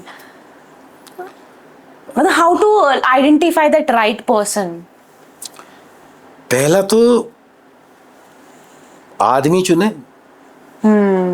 आदमी से मर्द, और मर्द से मतलब है आपको दिख जाएगा कि ये इसके डिसीजन इसके अपने हैं, ये राइटिफिकेशन के लिए माँ अपनी बहन अपनी चाची और अपनी बुआ को नहीं देख रहा है, ये चूज कर रहा है। पहला तो रेड फ्लैग यही है कि अगर वो डिसीजन ही नहीं ले पा रहा है अपने लाइफ पार्टनर का, जिस पे डिपेंडेंट है कि मेरी माँ रेटिफाई करे या पिताजी रेटिफाई करे या मेरी बहन आके बताएगी मेरी वो फलां वाली कजिन बहुत मेरी फेवरेट है, हम दोनों आएंगे, that is the biggest red flag. Okay, so if anybody is looking forward towards a good relationship, so this should be a first thing कि the man should has his individuality, his own decisions. हाँ, मतलब हम प्रकृति ने हमें बनाया ऐसे है ना. Okay. मतलब आप जब हम किसी एक नारी की या एक सुंदर स्त्री की कल्पना करते हैं तो क्या वो ऐसी होती जिसने जीन्स पहनी होती है और बहुत ही कसावा कुछ पहना होता है, उसके बाद वो ऐसे हाथ ऐसे करके बोलती है इधर लाओ इसको मैं बताती हूँ. दैट इज, जब हम नारी की कल्पना करते हैं it's a very soft person. क्यों? क्योंकि सॉफ्टनेस ही हमारे घर को बचाती है. एक प्यारे से अंतःकरण की एक अच्छी सी मीठे स्वभाव वाली महिला को तो हम औरत बोलते हैं. हम किसी दो लड़कियों को बाल गुंद पकड़ के खींचते हुए लड़ते देखते हैं तो हम ये सोचते हैं इनमें से ये वाली मेरी बीवी बनेगी. नहीं सोचते ना. वैसे ही आदमी का है. आदमी, man is suppose to be the protector and the provider. Okay. माने उसका काम है कि चीजें लाना, घर को तो सुरक्षित रखना. कहीं ना कहीं जो सिचुएशनशिप स्टार्ट हुई है वो इसी वजह से हुई है, क्योंकि अभी पहले क्या होता था कि रिश्ता देखने जाते थे और शादी हो जाती थी, बट अभी क्या होता है लोग बोलते हैं कि गिव टाइम, तो वो गिव टाइम सिचुएशनशिप बन गई है. And if we are not loving the person we are just kicking. नहीं, लोग गलत नहीं है, क्योंकि पहले उन्हें क्या लगा कि रिश्ता देखने गए थे, हाँ करके आ गए, भैया ऐसा है कि अब हम ये गलती नहीं करेंगे, उनके यहाँ पर ऐसा हुआ था, लड़का लड़की आपस में बात कर ले, बहुत अच्छी बात है, बात कर ले. मेरा ऐसा मानना ये है, कॉल मी ओल्ड फैशन, आप क्या बात कर लेंगे. आप अगर 8 डेट पे भी चली जाएंगी किसी लड़के के साथ में, मैं गारंटी से कह सकता हूँ कि आप ये नहीं बोलेंगे छोले भटूरे मंगा दो. वाई? बिकॉज हाथ मेसी होने, मुंह में ऐसे हाथ जाना है. आप छोटा सा कोई बर्गर मंगाएंगी या आप समझे आप, या एक कोक मंगे स्ट्रॉ डाल के पियेंगी स्टाइल से. आप बेस्ट बिहेवियर पे हैं, वो भी बेस्ट बिहेवियर पे है, तो हमें ये चीज, वो भी चेयर खींचेगा आपसे, है आप बैठे हैं. ये चीज फिर किस्मत पे छोड़ देनी चाहिए. नहीं, किस्मत मैंने कभी नहीं कहा, बट मैंने कहा कि ये फुल प्रूफ नहीं है. आप किसी से 8 बार भी मिल लेंगे, 9 बार ही मिल लेंगे, वो अपने बेस्ट बिहेवियर पे है. आप कैसे बता पाएंगे? कभी फुल प्रूफ है ही नहीं. इट्स जस्ट कि how you are balancing the relationship. शादी कमिटमेंट है, मैंने कहा शादी कमिटमेंट है. अगर आप साइकिल चलाती है? हाँ. कभी चलाई है? हाँ. बचपन में कैसे होता था, पिताजी साइकिल पे चढ़ा देते थे और पीछे से हाथ पकड़ा होता था, वो बोलते मैंने पकड़ा है, और आप चला रहे, साइकिल चला रहे, और पिताजी ने पीछे से हाथ छोड़ दिया है. ठीक है ना, साइकिल चल रही है. साइकिल तो तभी चलती जब आप चलाते हैं, पिताजी ने नहीं पकड़ा हुआ. पिताजी को एक टाइम में साइकिल छोड़नी पड़ेगी. तो अगर ये बात आप तो वैसी शादी है, आप अगर कमिटेड हैं तो दोनों पहिए चलेंगे. आप कमिटेड नहीं हैं तो आप बोलेंगे ये तो पैडल मार नहीं रहा, मैं क्यों मारूं, सारे मैं मार रही हूँ, आगे देख नहीं रहा, ऐसा कर तू आगे आ जा, ज्यादा दिक्कत तो है, तुझे क्या है पीछे से पैडल मार रहा है. तो शादी बेसिकली कमिटमेंट है. आप किसी से भी शादी कर ले, मैंने बोला ना कि आप दुनिया की सबसे सुंदर और शादी कर ले. शादियां पैसे पे नहीं टूटती हैं कभी. ओके. अगर पैसे पे शादी टूटती तो दुनिया के धनाढ्य लोगों की शादियां टिकी होती. अच्छा, सिंपल क्वेश्चन, फाइनेंशियल स्टेबिलिटी और mental stability should be the priority. What should be the priority? Financial stability. Okay. Is the number one thing. So if you have financial stability, you'll automatically get mental stability as well. Not automatically, but that will be help you in getting mental stability. देखिए, आपकी ये समस्या तो हो सकती है कि आपके और आपके पति की इस बात में अनबन होगी कि तूने पराठा दिला दिया, पर घर में आटा ही नहीं है. ये दिक्कत हो जाएगी ना. Financial stability is a must for a marriage. अगर कोई लड़का या कोई भी शादी फाइनेंशियली स्टेबल नहीं है, there is no reason to get married. Okay, क्योंकि शादी नाम का पंछी हनीमून खत्म होते ही उड़ जाता है। उड़ जाता है। हाँ, तो फाइनेंशियल स्टेबिलिटी एक बहुत ही क्लियर फैक्टर है। इसको लेकर बहुत लोग कन्फ्यूजन है कि नहीं प्रेम होता है, प्यार होता है, ये होता है, हम सब निभा लेंगे। आज निभा लेंगे, 2 साल बाद 3 साल बाद जब आप देखेंगे कि दूसरी आपकी सहेली थी, उसने इसको भी एक फैक्टर समझा, अपना पार्टनर चूज किया। क्योंकि मेंटल स्टेबिलिटी वो आज भी उनकी मैनेज कर रहे हैं आपस में, बाकी सब चीज़ें सही चल रही ना उनकी, लेकिन फाइनेंशियल भी ठीक चलना चाहिए। एग्जैक्टली। तो अब दिवाली हो रही है, वो आपको दिख रही है, वो दुनिया भर के गिफ्ट लेके अपने घर में घुस रही है, आप सोच रही हैं कि दिए के तेल कहाँ से पैसे आएंगे। So for a happy marriage, financial stability मतलब should be in priority. For a happy life, For a happy not life. Even marriage. अगर किसी But घर में अगर sometimes- पिता भी अगर पैसे प्रोवाइड नहीं कर पाएगा तो वहाँ भी नहीं रहेगी। वहाँ आपकी शादी नहीं, वहाँ पैदा हुई है, वहाँ भी नहीं रहेगी स्टेबिलिटी। मेंटल स्टेबिलिटी वहाँ भी खराब ही रहेगी, आप भी घर छोड़ के भागेंगी। फाइनेंशियल स्टेबिलिटी को साइड में करिए, ये तो बिल्कुल प्रीरिक्विजिट है। ये एब्सोल्यूट यस है। इसको इस पे कंफ्यूजन कोई मत रखिए कि नहीं इसको ओहो हम तो प्यार करते हैं। अरे भैया, कल को पापा कमाना बंद कर देंगे तो तब भी तुम घर से बाहर नौकरी करने जाओगे। बस ये तुम उन्हें कोस नहीं पाओगे।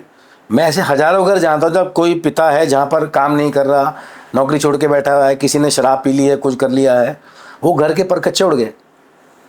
तो वहाँ तो आप पैदा हुई हैं, वहाँ शायद थोड़ी हुई है। तो फाइनेंशियल स्टेबिलिटी वाले फैक्टर को रखिए अलग। ओके, ये तो बिल्कुल एब्सोल्यूट टिक है। एब्सोल्यूट टिक है। बट कई घर में बहुत पैसा है, सब कुछ है, बट फिर भी रो रहे हैं। वो सोच रहे हैं कि यार इससे अच्छा तो वो रेडी लाइफ वाले की लाइफ ठीक है, मतलब एटलीस्ट वो सुकून से खुश तो है। तो फिर उस केस में नहीं, मैंने कहा ना फाइनेंशियल को अलग रख देते हैं। ओके, हाँ, मतलब आपके पास में 2 ऑप्शन है। आपको दुख हो रहा है, आप फुटपाथ में बैठ के रो रही हैं या मर्सिडीज में बैठ के रो रही हैं, ठीक है, तो दुख तो रहेंगे आपकी लाइफ में, कुछ ना कुछ तो चलता रहेगा आपकी लाइफ में ना, तो दुख को अलग कर दीजिए आप। अगर हम इस हिसाब से ले, जो हमारे अंदर वो है कि वहाँ पर अच्छा है, ये अच्छा है, उसका अच्छा है, उसका अच्छा है, तो उस हिसाब से तो स्विट्जरलैंड में हम देखते हैं वो यश जौहर साहब ने पिक्चर दिखा रखी है, में सब कुछ सुंदर है, बर्फ़ के पहाड़ हैं और गाय भी इतनी सुंदर है कि मतलब हमारे यहाँ के मतलब सूअर भी नहीं लग रहे इतने सुंदर, मतलब क्या ही बोले। वो घंटियाँ सी बज रही हैं, वो चल रही हैं और हर जगह बांसुरी बज रही है। अगर इस इमेजिनेशन को लेके चलेंगे तो स्विट्जरलैंड में जो भी सड़क में चल रहा है वो ज़ोर से हंसी रहा होगा, हा हा हा कर रहा होगा। ऐसे तो नहीं है, वो भी दुखी हैं, उनकी भी लाइफ है, उनकी प्रॉब्लम्स हैं। तो फाइनेंस एक अलग चीज़ है, मेंटल स्टेबिलिटी एक अलग चीज़ है। आप समझ रहे हैं, मतलब ये अलग अलग चीज़ें हैं। शादी को बहुत, शादी पे इतना ज़्यादा लोड क्यों डाला आपने कि सब कुछ शादी करके देगी। बेटे अभी मत करो, शादी हो जाएगी तब कर लेना। हाँ, ये वाला तू रात भर घूमकर, बेटे को भी ऐसे ही आता है, हमसे नहीं होगा, अब ये सुबह 3-3 बजे तू आ रहा है, शादी करो इसको भैया, आप अपना, तेरी बहू आएगी वही देखे, हम नहीं धो रहे तेरे कपड़े, वो इसकी शादी करो, वही आएगी वही करेगी। लड़के पर ही वही जोर है, शादी को बना देगा पहले से, शादी होगी सब ठीक हो जाएगा। भाई आपके घर में पहले ही कुछ ठीक नहीं है, उसके बाद तुम शादी कर रहे हो।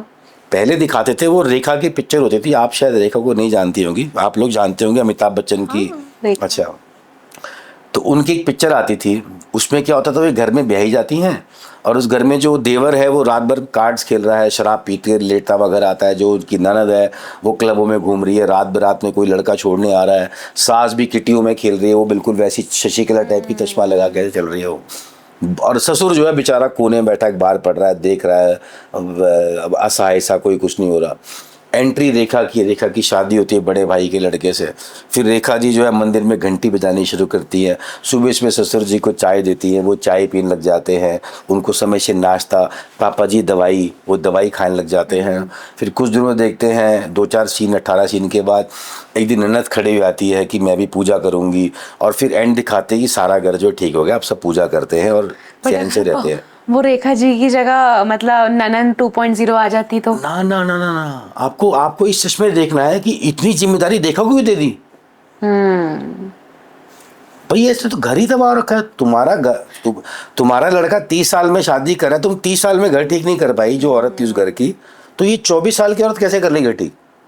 अभी मैंने एक मतलब मदर को अपनी बेटी, हम कहीं गेस्ट में हम कहीं जा रहे थे तो उनको मैंने सुना, अपनी वो बेटी को अपनी बोल रही थी बहुत मजाक में कि अगर गोल रोटी नहीं बनाएगी तो ससुराल वाले मतलब डिसअपॉइंटमेंट में ही रहेंगे। मैंने कहा मम्मी मतलब वो चार गाली दे दे बाहर जा करके, चाहे जो मर्जी हो जाए, पर अब मतलब how is their happiness is depending on a गोल रोटी। गोल रोटी में मतलब ये हैप्पीनेस कैसे डिपेंड हो रखी है? ठीक टैबू हो चुका है।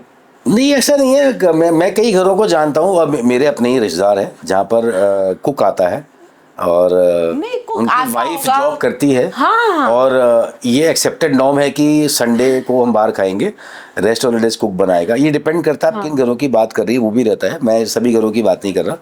नहीं, अगर कुक भी है, सब कुछ है, फाइनेंशियल स्टेबिलिटी, स्टिल मतलब एक जैसे आपने रेखा वाली बात करी कि उसके ऊपर सारी चीजें डाल दी गई, तो वैसे ही मतलब लड़कियों के ऊपर डाल दिया। If you not be able to cook good, तो ससुराल वाले will always be disappointed with you. मैंने कहा ना कि जब एक ये समाज ना वेव से गुजरता है, एक वेव आई जिसमें वो कुकर फटे और गैस के वो स्टोव फटे और वो फटे और बहू मरी, सास नहीं मरी, ये नहीं मरी, कोई नहीं मरा, खाली बहू मरी। मुझे लगता है आज के टाइम में क्या हो गया, आज के टाइम में सिर्फ लड़के मर रहे हैं। सारा जो प्रेशर है ना जो वो लड़कों पे आ गया है। अच्छा। कि उन्हें अब लड़के के डायपर, बच्चे के डायपर भी चेंज है, खास एक डायपर भी चेंज कर लें और फट बीवी को दफ्तर से आते हुए गर्म चाय भी पिला दें और एट द सेम टाइम वो उसके घर वालों को भी बहुत इज्जत से पेश आए, इसलिए हो गया और एट द सेम टाइम वो लड़की से 30 गुना ज्यादा भी कमाता हो।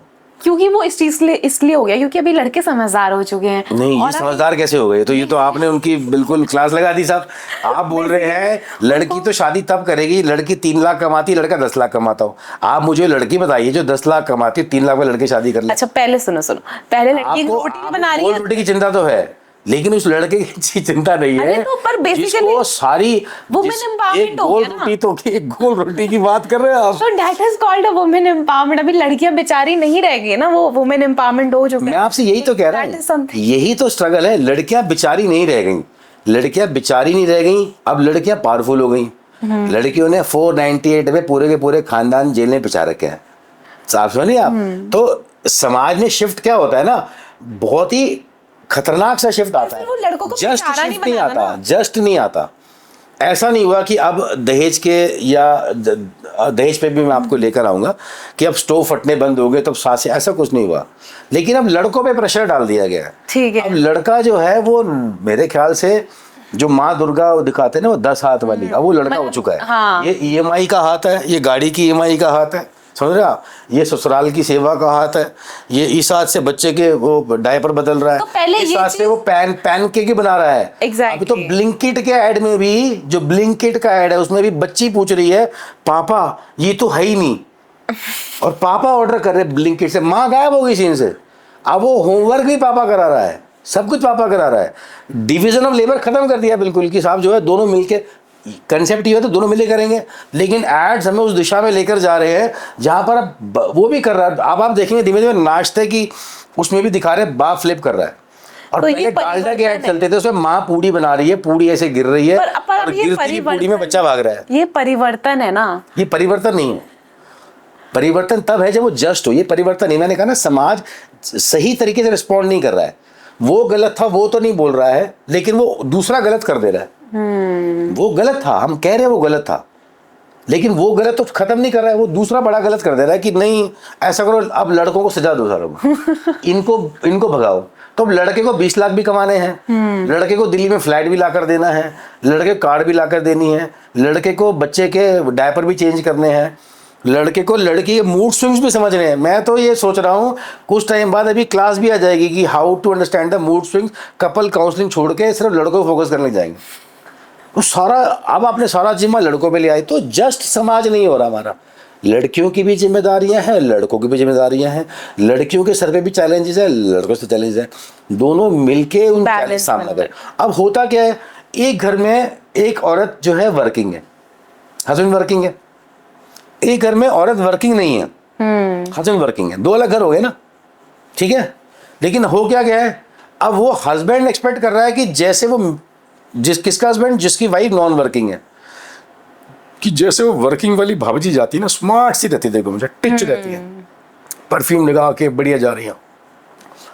इसकी बीवी क्या सोच रही है, सोच रहा ये उसके उनके एंगल सोच रही है, वो उनके एंगल सोच रहे हैं, आप दोनों घर ही अलग हैं।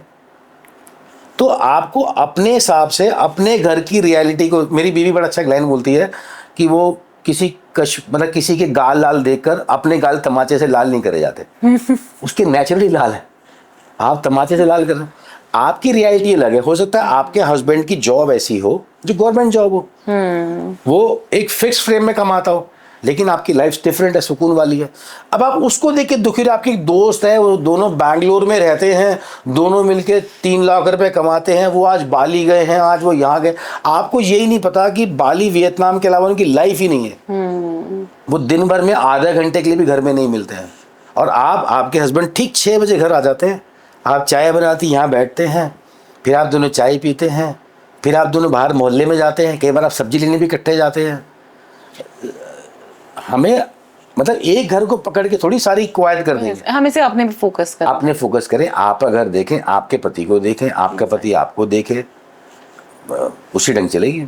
तो आज के टाइम पे जो मतलब लड़की के घर वाले वो खुद ही देना चाहते हैं कि भाई ये हमारी लड़की की सिक्योरिटी है, क्या? और मतलब एनी काइंड ऑफ अमाउंट या any kind of anything it can, dowry, exactly in the form of dowry. अभी गढ़वालियों में तो पूरा मतलब ज्वेलरी नथ ये वो सो, तो कहते हैं कि भैया लड़की का तो यही है, इसी में लगाओ सारा पैसा, ठीक है। तो this is also sense of dowry, जो पूरा ज्वेलरी हम लोग बनाते हैं। और हम लोग की तो नथ इतनी बड़ी बनती है, मतलब कोई गरीब फैमिली होती है तो वो सारे इकट्ठे करके पैसे बना करके उसके लिए वो ज्वेलरी इकट्ठी कर देते हैं। उसके बाद भी जब उस लड़की की शादी हो जाती है, भले अगर लड़के वाले या ससुराल वाले बोलते कि भैया हमको तो लड़की एक जोड़ी साड़ी में ही चाहिए थी, पर उसके बाद भी जो आउटसाइडर्स की जो सोसाइटी होती है वो उनको इतना बोल देती कि उनका भी दिमाग खराब हो जाता है कि हाँ क्या आया वहां से, इसके लिए नहीं तो इसके लिए तो दे देते, कुछ तो दे देते। तो ये चलता रहता है। This is very toxic thing which a girls faces. तो इस चीज को सेव करने के लिए लड़कियां आजकल पहले से ही अपना क्लियर कट लेके चल रही है मामला कि भैया मैं तो इतना मुझे दे देना, और पापा ऐसा ऐसा है, कल के दिन हमें सुनना नहीं है किसी से, ये सारी चीजें हैं। ये है बेसिकली। देखिए वही मैंने कहा ना कि समाज को रिएक्ट करना आता है, एक्ट करना नहीं आता। हम हमेशा रिएक्ट करते हैं। डाउरी जो प्रथा थी वो हिंदुस्तान में सदियों से थी, शुरू से थी, और वो बड़ी करेक्ट प्रथा थी। पहले होते थे खेत। अब एक आदमी का खेत है, उसकी बेटी है, उसने बेटी ब्याह दी, खेत बेचे नहीं जाते थे, ठीक है ना, खेत बेचे नहीं जाते थे। पर अब एक आदमी, इसके अगर सपोज करो 20 बीघे खेत हैं, 100 बीघे खेत हैं, जो भी जितना भी है, 200 नाली खेत हैं, जो भी कह लो उसको आप, या 10 नाली जो भी कह लो। तो अब क्या होता था कि भैया बच्चे तो दोनों बराबर ही हैं। हमारा समाज बड़ा क्लियर था इन चीज़ों को लेके, हमारा समाज बहुत अच्छा था। ये सिस्टम चेंज हुए अंग्रेजों के कारण। अब क्या होता था कि भाई बेटी दूसरे घर जा रही है तो बच्चे तो दोनों मेरे ही हैं। तो मैं क्या करता था, जो किसान है उसने बोला भाई मैं ज़मीन तो बेचूंगा नहीं, मैं ये इसी में हमने 2 ही बैल है, वो लगाने, जो उगना है हमने खाना खाना है। तो क्या होता था, बेटा को खेत मिलते थे, खेत बेटे ने भी नहीं बेचने, बेटे को खेत मिलते थे, बदले में बेटा खेत देखता था और माता पिता का बुढ़ापे में ख्याल रखता था। अब to be fair to the girl, जो मेरी बेटी है, हम यथासंभव घर से उसको जो भी दान दहेज दे सकते थे वो देते थे, क्योंकि खेत हम नहीं दे सकते आप। इसके अलावा जब भी त्योहार आते थे, फसल कटती थी, कुछ भी होता था, एक हिस्सा, समझ रहे आप, कुछ पार्ट गिफ्ट के तौर पर लड़की घर में पहुंचाया जाता था। एक बड़ी शानदार प्रथा थी, कोई कुछ नहीं मांगता था, समझ रहे आप। किसी ने कोई भेड़ बकरी मांग ली, वो छोटी मोटी चीज़ होगी, क्योंकि इतना ही हमारा सामर्थ्य था। अब क्या हुआ कि धीमे धीमे सिस्टम आ गया फ्लैटों का, आप खेत तो रहे नहीं हो आपके पास में। अब क्या हुआ कि साहब जो है, एक लड़के ने पिता की शादी भी कुछ भी, तो अब लड़की वाले हैं, आप इसको लालच के तौर पे मत देखिए, आप इसको पहले सामाजिक तौर पे समझिए, ठीक है। अब शादी हो रही है, ठीक है, अब आपका जो बेटा है उसको तो मिल रहा है देहरादून में, अब देहरादून एग्जाम्पल यहाँ बैठे हैं तो 300 गज की कोठी, ठीक है, और बेटी को आपने 600 बाराती बुला के खूब बढ़िया सोना सोना दे दिया, हमने तो खाना बहुत बढ़िया खिलाया, इसके लड़के की माँ को सूट भी दिया, ये भी दिया हमने, वो भी दिया, सब कर दिया, बट फेयर वैल्यू तो नहीं निकली ना, फेयर वैल्यू तो नहीं निकली, निकली। क्लियर है ना, ये फेयर वैल्यू तो नहीं निकली। एग्जैक्टली। अब ये लड़के की तरफ भी हो रहा था, अगर वो जिस घर से लड़की ला रहा है वो तो ठीक है, जो वो कर रहा है वो भी सेम हो रहा था, ठीक है, ऐसे ही हो रहा था। अब इसी दौरान क्या हुआ, हम तो गरीब वाले लोग थे, किसी की कोठी काटी थी, छोटी माटी चल रहा था, पहाड़ी में चल रहा था। तब तक क्या हुआ, कोई केस आया दिल्ली में, केस था साउथ एक्स का, क्योंकि साउथ एक्स की ज़मीन है महंगी, तो 250 गज की कोठी का केस चला, क्योंकि वो भी तभी हुआ जब वो 250 गज की साउथ एक्स की मेन रोड कोठी थी। अगर वही कोठी अगर यहाँ भानियावाला में होती तो कोई बॉदर ही नहीं करता। तो लड़की ने केस ठोक दिया कि साहब विल नहीं कोई बना कर नहीं गए पिताजी, मेरे को तो प्रॉपर्टी में हिस्सा चाहिए। मान ली बात। अब जज साहब के सामने आया तो जज साहब भी क्या बोले, हाँ बात तो ठीक है भाई, दोनों बच्चे बराबर हैं, विल है नहीं, विल नहीं है, दोनों में बराबर बांट दो। मान ली बात। अगर डाउरी, जिसे आप डाउरी बोलते, अगर विल बनी होती या आपने फेयर जस्टिफिकेशन ऑफ प्रॉपर्टी करा होता, हमारे साथ दिक्कत क्या भी ना, हम लीप्स एंड बाउंड में समाज भाग रहा है हमारा, हम पीछे कुछ तय कर नहीं पा रहे, तब तक कुछ और नया हो जा रहा है और हम आगे चले जा रहे हैं। एक केस आया था मेरे सामने, एक आदमी था, वो तकरीबन 48 का रहा होगा, उसकी 2 बहनें थी, वो यहीं देहरादून में उनकी छोटा सा एक घर था, जो पुराने मोहल्लों के मकान होते हैं। समझ गई मैं। अब क्या हुआ कि पिताजी गुजर गए तो माँ की सेवा, वो लड़का तो वहीं रहता है ना, बहू बच्चे वहीं रहते हैं। फिर जैसे माँ की तबीयत खराब हुई तो बहू ने ही नौकरी छोड़ी, माँ की सेवा करनी है, बेटे ने बोला भाई माँ की सेवा करनी, तो बहू ने नौकरी छोड़ी। अब धीमे धीमे माँ भी गुजर गई, तब तक कोई कुछ नहीं बोला, सब अपने घरों में बैठे रहे। जैसी माँ की 13वीं निपटी, नेक्स्ट डे दोनों बहनों ने बोला कि भाई इसमें तो हमारा भी हिस्सा है। अब उसे काटे तो खून नहीं। ये बात आपने 30 साल पहले बोली होती तो मैं तय करता कि मम्मी डैडी की सेवा भाई तुम भी करो, सही बात है, बराबर करो भाई। जब दिक्कत आई तो मेरी बीवी ने नौकरी छोड़ी, सब कुछ अरेंज मैंने करा। अगर तुमने मुझे 30 साल पहले बोला होता कि इसके 3 फाड़े होने हैं, तो भी 3 फाड़े जिम्मेदारियों के भी होते, 3 फाड़े जिम्मेदारियों के भी होते। अब क्या हुआ, वो बेचारा वो आया, वो किसी और काम से आया था, वो मैंने पूछा भाई मुंह क्यों लटका था, बताया, तो उसके हिस्से में 22 लाख रुपए आए थे। आज के टाइम में उसने बोला मैं 48 साल का, मेरे बच्चे अब स्कूल में पढ़ रहे हैं, अब तो मुझे उनका देखना है, 22 लाख में मैं कहाँ जाऊँ, न मकान का रहा ना जमीन का रहा। कहने का मतलब ये है कि हम एक चीज़ को पूरी तरह गलत आते हैं, ये दहेज है, गलत है, या लड़की को बराबर हिस्सा दे दो, ठीक है, सारी चीज़ें ठीक है, बट क्या हम बाकी चीज़ों को भी लेकर चल रहे हैं? पहले क्या था, वो ज़मीन के बदले में वो माँ बाप की सेवा भी करता था, ज़मीन बेची नहीं जाती थी। आज के टाइम में फ्लैट बेचे जा सकते हैं, भाई इसमें तो कुछ खेती होनी नहीं है, बेचा, 3 फाड़े करे निकल लिए। तो अब जो, अगर 1 मिनट आप ग्रीड वाले को हटा दो, जो जिन्होंने दहेज का धंधा बना रखा है, जो लालच के मारे बोल रहे हैं कि अब हमें ये भी दे दो, वो भी दे दो, वो भी दे दो, वो उनको आप साइड में कर दीजिए। देखिए क्रिमिनल्स और क्राइम के बारे में बात नहीं कर सकता मैं, हमारे और आपके से घरों बारे बात कर सकता हूँ। अगर हमारे अंदर क्लैरिटी है कि ठीक है भाई अभी मेरे 2 बच्चे हैं, शादी हो रही है, हाँ भाई एक फेयर डिवीजन ऑफ मैं प्रॉपर्टी कर जाऊँ, तो फिर डाउरी वर्ड तो खत्म हो जाएगा ना। डाउरी तो वहाँ भी एग्जिस्ट करता, आप कह रहे डाउरी नहीं है, जब लोग आते हैं कहते हैं हमें जो है वर्किंग बहू चाहिए पर हमें दहेज का 1 रुपया नहीं चाहिए, तो वर्किंग बहू तो दहेज तो वैसी आ गई, दहेज क्यों नहीं चाहिए, दहेज तो आ ही रहा है। चीज़ों को सही आकार में देखना, सही सामाजिक तरीके से देखना जरूरी है। एक ही आदमी को या एक ही चीज़ को पकड़ के गलत सही बता देना गलत है। आप भी ये सोच के देखिए कि अगर आपके पिताजी की 2.5 करोड़ की प्रॉपर्टी होती और आपको शादी में 40 लाख के गहने मिलते या 10 लाख के गहने मिलते, उसके बाद आपको घर से बाहर निकाल देते, तो अगर आप मतलब आप ग्रीड में है कि नहीं है, आप डाउरी मांग रही हैं कि आप लालच कर रही हैं, या कल को भाई बोले ठीक है 2 भांजे होने हैं, ये भी तो डिस्कस कर लें कि ठीक है बेटा अगर सवा ही होने हैं, तो अब पिताजी की ये हो गई है आजा, अब माता जी की तबीयत खराब, तो कई सारे इश्यूज तो हमने सामाजिकली एड्रेस नहीं करे, हम डरते हैं एड्रेस करने से। हम उसके बारे में बात, तो अंत में क्या होता है, माता पिता बगैर बात करे हुए चले जाते हैं, पीछे से भाई बहन और उनके सारे बच्चे लड़ रहे होते हैं प्रॉपर्टी को लेके और इसको लेके। तो सारे कंसेप्ट में आप डाउरी को देखिए, डाउरी क्या है जी, फेयर डिवीजन था पहले, अब नहीं रहा, अब लालच बन चुका है। डन। मतलब आज हमारी बहुत सारी मीनिंगफुल कॉन्वर्सेशन हो गई है, और मुझे तो ऐसा लगता है कि जो भी इस पॉडकास्ट को सुनेगा एंड तक, I think they will understand the depth of the relationship, और एक डीपर नॉलेज आ जाएगा कि हाउ टू टैकल रिलेशनशिप्स और how to tackle beautiful happy marriages. And thank you so much, sir, for joining us today. Like, I am very happy. I got my all the answers. Not all the answers. Not all the answers. But yeah, but at some extent, I got my some clarity towards relationship, and that was the basic motive of this complete podcast. ठीक, मुझे बुलाने के लिए बहुत बहुत शुक्रिया. Thank you so much. Okay, sir.